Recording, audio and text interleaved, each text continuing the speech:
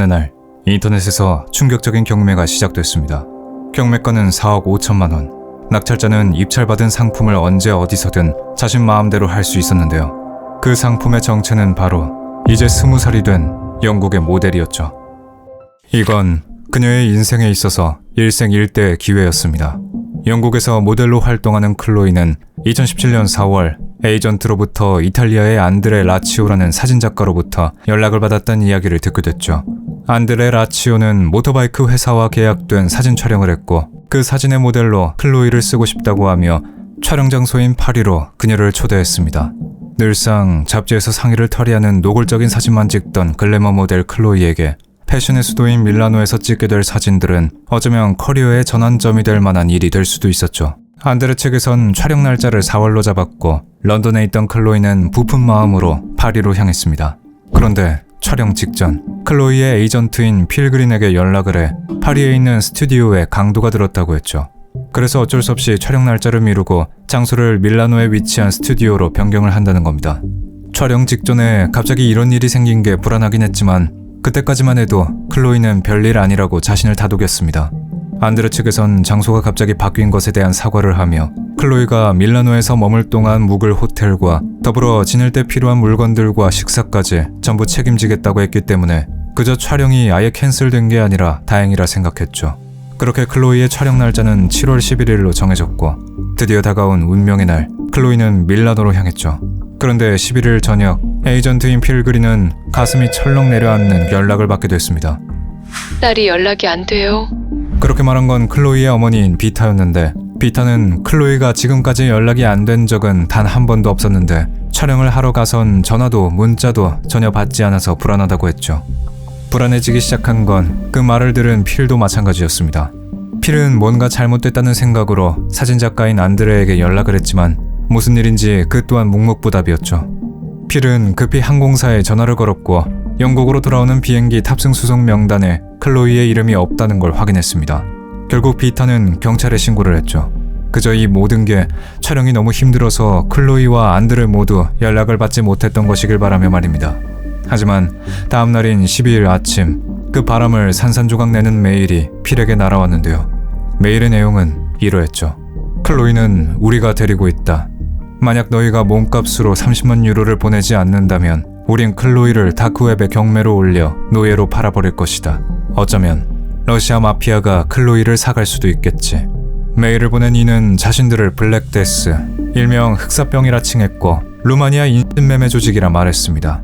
메일을 확인한 필은 곧바로 밀라노에 있는 영국 대사관에 이를 알렸고 대사관에선 외무부 특수범죄부서에게 도움을 요청하겠다고 했죠. 영국 이스트 미들랜드 경찰도 개입해 필이 납치범들로부터 받은 메일을 조사했습니다. 그렇게 영국과 밀라노에서 클로이를 찾기 위한 수사가 시작됐는데 그 수사는 6일 만에 허무하게 끝이 났죠. 그건 납치된 클로이가 제 발로 영국 대사관에 나타났기 때문이었습니다. 부쩍 수척해 보이는 클로이는 경찰에게 자신이 겪은 일에 대해 털어놨는데 지난 10일 촬영을 위해 밀라노에 도착한 뒤 안드레 측에서 안내해준 스튜디오로 찾아갔지만 그곳은 텅 비어있어서 아무리 봐도 촬영을 할 수 있는 곳이 아니었다고 했죠.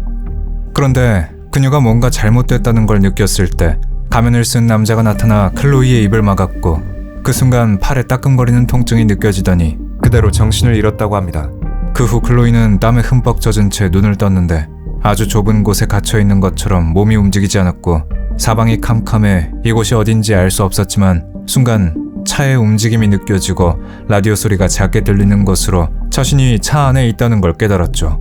시간이 얼마나 흐른지 모르겠지만 차가 멈추고 지퍼가 열리는 소리와 함께 사방이 밝아졌을 때 자신이 여행용 가방 안에 있었다는 것과 속옷만 입은 상태라는 걸 알았다고 합니다. 그리고 그녀의 눈앞에 스키 마스크를 쓴 납치범 둘이 있었는데 필에게 협박 메일을 보냈던 흑사병 조직의 조직원이었죠. 그들은 클로이를 농장으로 보이는 곳에 오두막으로 끌고 간 뒤 그녀의 손목에 걸려있던 수갑 한쪽을 풀어 오두막 안에 있는 가구에 걸었다고 했습니다. 그리고 말하길 만약 네 에이전트가 돈을 보내지 않는다면 넌 노예로 팔릴 거고 운이 나쁘다면 그 사람이 심심풀이로 널 호랑이 먹이로 줄 수도 있다고 했죠. 그 말에 겁을 먹은 클로이는 수갑을 찬 채 하루 종일 울 수밖에 없었다고 했고 클로이 뺨에 눈물이 마를 새 없이 두 납치범은 계속해서 클로이에게 이런 말들을 주입했죠. 너는 도망갈 수 없고 만약 도망가더라도 세계 각지에 퍼진 흑사병의 조직원들이 널 감시할 거고 끝내 널 죽일 거라고 말입니다. 그리고 그녀를 납치했을 때 정신을 잃게 만든 케타민을 주입해 속옷 차림인 모습을 사진과 동영상으로 찍었죠. 경매에 올리기 위해서 필요하다며 말입니다. 그런데 그렇게 클로이를 겁박하고 상품처럼 다루던 납치범들이 왜 6일 만에 그녀를 풀어줬던 걸까요? 클로이는 납치범이 자신을 직접 대사관 앞에 내려줬다고 말했지만 사람들은 그 말을 믿기 힘들어했습니다.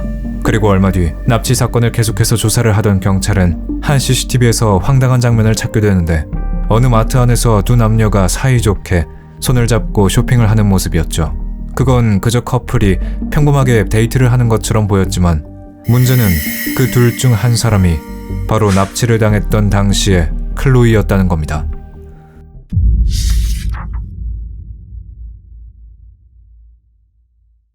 (2017년 7월) 저는 유럽에서 일어난 납치 사건의 진실을 밝혀달란 제보를 받게 됐습니다. 20살의 클로이 아일링이란 영국 배우가 밀라노에서 납치를 당한 사건이었는데 아무래도 그 사건이 유명세를 얻기 위한 피해자 본인의 자작극 같다는 거였죠. 그렇다면 이 사건에서 납치범은 존재하지 않았던 걸까요? 자작극이라는 주장이 나왔지만 이미 범인들은 체포된 후였습니다. 클로이를 납치한 건 루카 씨와 미하일 헤르바 형제로 동생인 루카 씨가 클로이를 대사관 앞까지 데려다준 장본인이었죠. 루카 씨는 그때 현장에서 경찰에 의해 체포됐고 미하일은 루카 씨의 자백으로 며칠 뒤 체포됐습니다. 범인이 잡혔음에도 불구하고 왜 클로이의 자작극이란 의심을 사게 된 건지 의문이었는데 조사 결과 이 사건에는 몇 가지 수상한 점이 존재했습니다. 첫 번째는 클로이와 납치범인 루카 씨가 구면이었다는 주장이었습니다. 지난 4월 두 사람이 이미 연락을 주고받았고 심지어 직접 만났었다는 정황이 포착됐다는 건데요. 하지만 제 조사 결과에 따르면 두 사람은 사적으로 엮인 사이가 아니었죠. 루카 씨는 자신을 안드레라는 사진작가로 속여 클로이의 에이전시를 통해 4월에 촬영 약속을 잡는 과정에서 연락이 오고 간 것뿐이었고 4월 약속 일정이 틀어지자 촬영을 7월로 미룬 뒤 납치를 한 거였습니다. 사진 촬영을 핑계로 그녀를 유인한 거였죠. 두 번째는 바로 납치범들이 클로이를 풀어준 이유였습니다. 클로이는 대사관에 나타난 뒤 경찰을 통해 10시간이 넘는 조사를 받았는데 그때 어떻게 풀려났냐는 질문에 그녀는 이렇게 대답했죠. 제가 엄마라는 걸 알고 풀어줬어요. 흑사병 조직은 아이가 있는 여자는 건들지 않는다는 게 조직의 수칙이라고 했거든요. 실제 클로이는 애쉬튼이라는 2살짜리 아들을 혼자 키우는 싱글맘이었습니다. 그런데 납치범들이 뒤늦게 클로이의 SNS에서 그녀가 임신했던 사진과 나중에 태어난 아들의 사진을 보게 된 뒤 조직의 윤리 기준에 어긋난다며 풀어줬다는 건데 여자를 유인한 뒤 약으로 기절시켜 인신매매를 하는 조직치곤 꽤나 드라마틱한 수칙이었죠.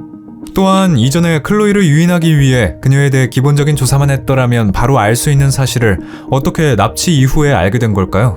세계적인 범죄 조직이라는 게 믿어지지 않을 만큼 허술한 일처리였는데 세 번째는 바로 여기서 나온 흑사병의 존재였습니다. 납치범들은 클로이에게 자신들이 납치뿐만 아니라 약 유통과 암살 등을 하는 세계적인 범죄 조직이라 소개했지만 사실 흑사병은 어디에도 존재하지 않았죠. 두 사람이 클로이를 겁주기 위해 만들어낸 환상이었던 거고 사람들은 어쩌면 이 거짓말에 클로이가 연관된 건 아닌지 의문을 품었습니다. 네 번째는 납치 당시 찍힌 CCTV였는데 클로이가 대사관에 나타나기 전날인 7월 16일 감금되어 있었다는 토리노의 한 농장에서 얼마 떨어지지 않은 쇼핑몰에서 납치범인 루카 씨와 손을 잡고 쇼핑을 하고 있는 클로이의 모습이 찍힌 거였습니다.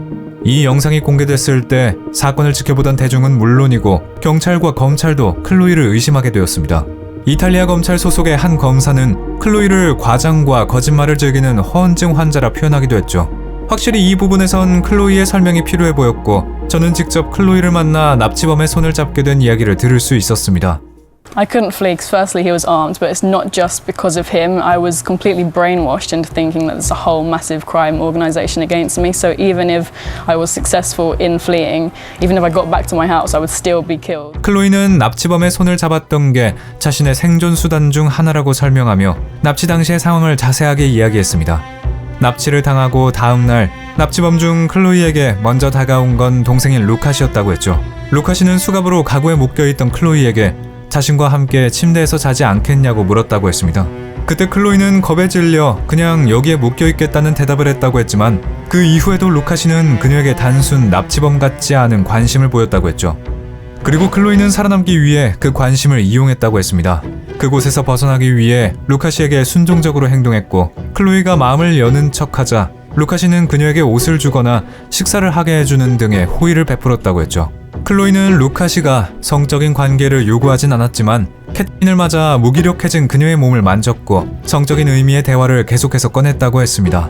그때마다 클로이가 마치 스톡홀름 신도롬에 빠진 것 같은 피해자처럼 순종적으로 행동하자 드디어 루카시의 입에서 우리 두 사람이 연인이 될 수도 있다는 말과 함께 나중엔 널 풀어주겠다는 말이 나왔고 함께 쇼핑몰에 갔던 것도 그렇게 얻은 기회 중 하나였던 거죠.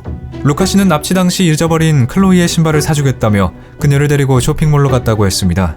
하지만 그렇게 도망칠 기회를 얻었음에도 이미 5일 동안 흑사병에 대한 이야기로 세뇌를 당한 클로이는 차마 도망칠 수 없었고 그때 그녀가 할 수 있는 건 납치범의 심기를 거스르지 않게 그에게 관심이 있는 것처럼 연기하며 옆에 붙어있는 것뿐이었죠. 실제로 저는 문제의 CCTV를 분석했는데 영상 속 클로이의 표정은 시종일관 굳어 있었습니다. 그리고 클로이는 루카시가 그냥 순순히 풀어준 것도 아니라고 해명했는데요.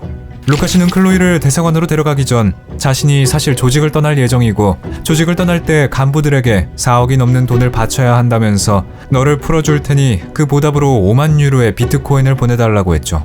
거기다가 풀려난다면 클로이가 영국으로 돌아가 흑사병 조직에 대해 숨기는 게 아닌 널리 알리는 일을 해야 한다는 어이없는 조건까지 붙였다고 했는데 당시 절박했던 클로이는 탈출을 위해 물론이라고 대답했지만 지금도 루카시가 왜 그런 조건을 붙인 건지 이해가 되지 않는다고 했습니다.